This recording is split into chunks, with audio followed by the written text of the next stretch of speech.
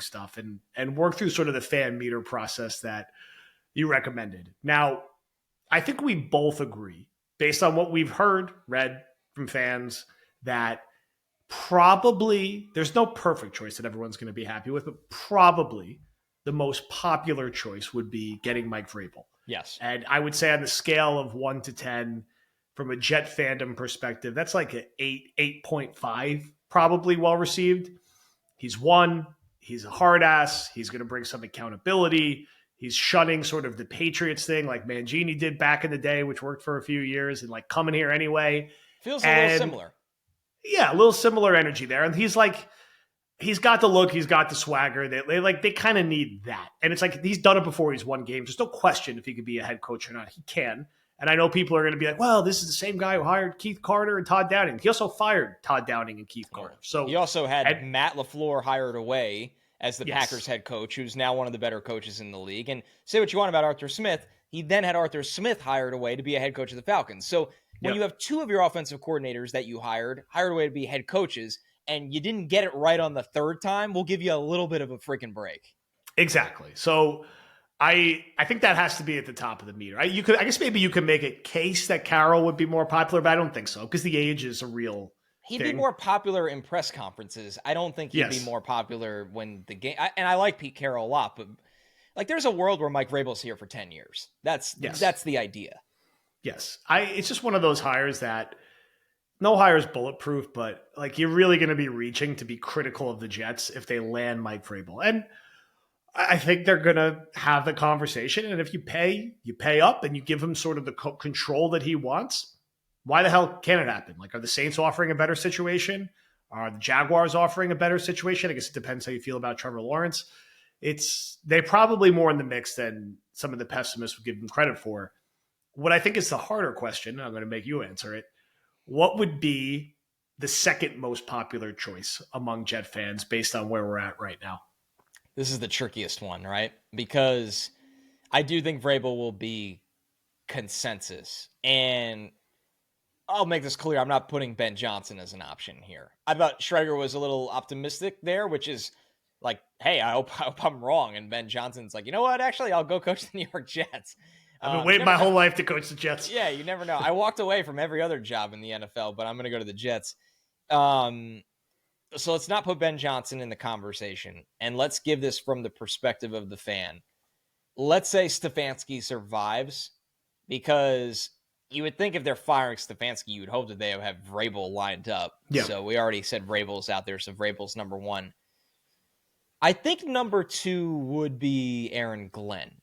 I think. Now, that's a little trickier because, and you highlighted this really well, framed this really well.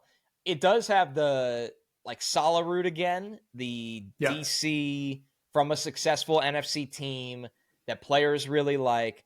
But what Glenn has that Saleh didn't is Glenn was a long-time, very good NFL player, and a large portion of those years was with the New York Jets, during an era that New York Jets fans remember quite fondly for the most part, compared to what they've dealt with the last 14 years. So I think it would be close, though. I think there's a bit more of a wider pool after Vrabel, right? Like it feels like there's this bucket where it's Aaron Glenn, Brian Flores, because Flores won enough where and Flores is another good defensive coordinator, and Flores is a hard ass. And I think there's a lot of Jets fans out there right now that after what they've seen this year from some of the younger players on this team, they're kind of disgusted, to be honest with you, where they want somebody to come in and kind of knock some heads around. And if you can't keep your head above water, you can go somewhere else. And like Flores is a little easier to spin because you go, damn, like he took over a bad Miami team and they were 5-11, and then he went 10-6 and 9-8.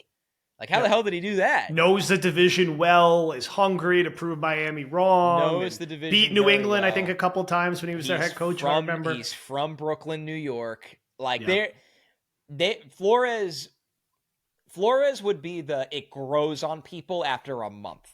Where Glenn, the initial hire, would be like, man, it's Aaron Glenn. Like, I can't sit here and criticize Aaron Glenn. Like, I have too much respect for the guy as a New York Jet. And everybody loves Aaron Glenn.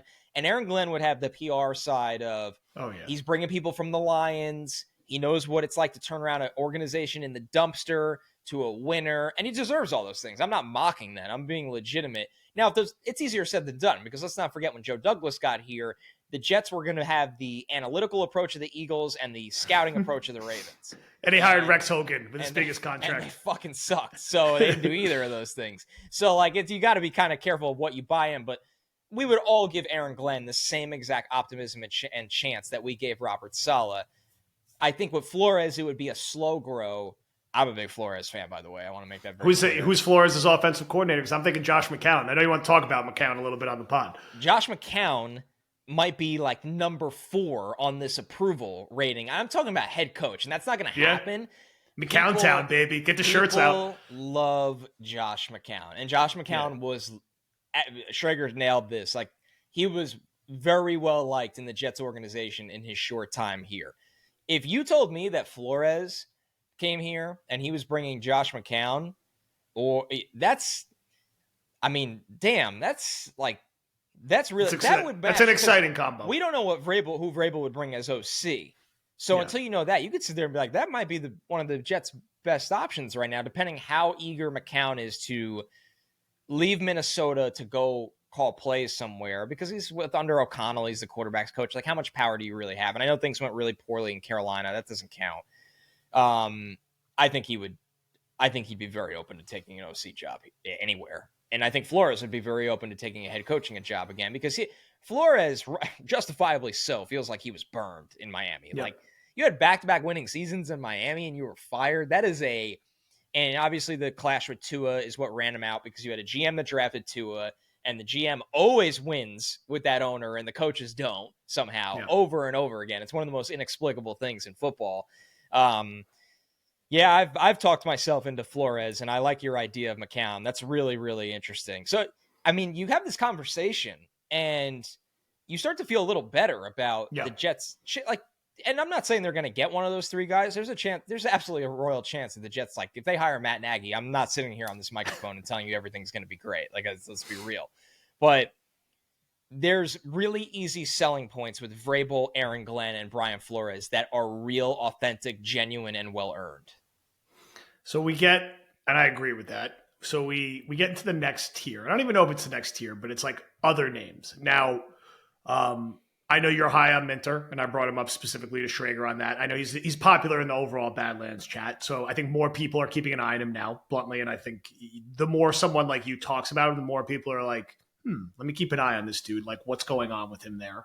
You have Kingsbury, who Schrager brought up, and Kingsbury's interviewed here. Joe Brady's interviewed here. I don't think it would work in New York. I don't. And he's very good. He's a very good OC. I think sometimes you got to let a guy be a good OC. Yeah, and I don't know. I just feel like it didn't happen the first time. Like, it's probably not going to happen now. And I don't feel as strongly about that as I do with Monken, who I think both of us would like. We just both don't think it's going to happen here, and he wouldn't come take a job here. Could be wrong. I hope we're wrong. But I feel like if they're what not, he thinks of Father Time right now. Right? Yeah. Like, Monken is going to be 59 this offseason, and he might look around and go, I got to strike while the iron's hot, which is not a reason why you want a guy taking your job. So Exactly. I mean, I feel like, Nagy would be the kind of thing, like Nagy and Vance Joseph, or like Jet fans are like, oh my God. Like, you could just see and you could be wrong. Maybe they're like, they shock us and they're awesome, but those are inexplicable. Like, you have no pulse to your fan base if you make those hires, and it feels like the Adam Gase prayer again, just a little better. By the way, I know, like, kind of shame on me in that combo there to not name Rex Ryan. I'm trying to figure that one out. The more people I talk to, like Jets fans, it's growing on them.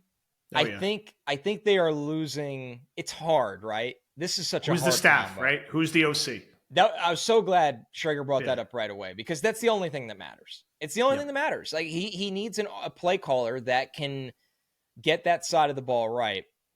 We all love Rex. What's that? Anthony Lynn. Anthony Lynn. Turning back the clock. We all love Rex. We all love Rex's love for the Jets. I think it's genuine. I think it's authentic. I think the fan approval on that one would be 50-50 on each end of the spectrum. Like, where Flores, Glenn, obviously Vrabel, it would be like a solid, it's almost like the 7 out of 10. Yeah. Rex is, you have one half of the fan base that's like, let's go. Rex is back. He's the only guy that's won since I've been alive, blah, blah, blah, blah, blah. You'd have the other side that's like, man, I remember how that ended. It's been a long time since he's been in the league. It was not pretty at the end there. This feels like a short stopgap, like for a really toxic franchise right now. And then you run the risk of, if it goes poorly again, you don't want that to be the lasting image of Rex in New York.